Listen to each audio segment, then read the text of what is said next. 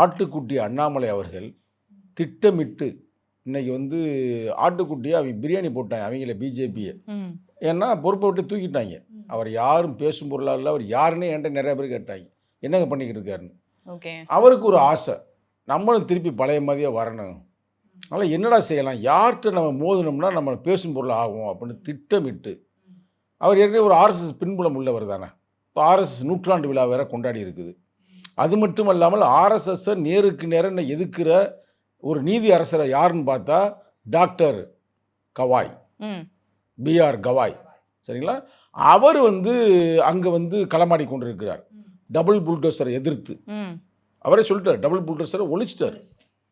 சமூக நீதிக்காக போராடி கொண்டிருக்கிறார், நேரடியாக புரட்சி அம்பேத்கருடைய வாரிசு. அவருக்காக நாங்கள் வந்து இங்கே மாபெரும் ஒரு கண்டன ஆர்ப்பாட்டம் நடத்துகிறோம்.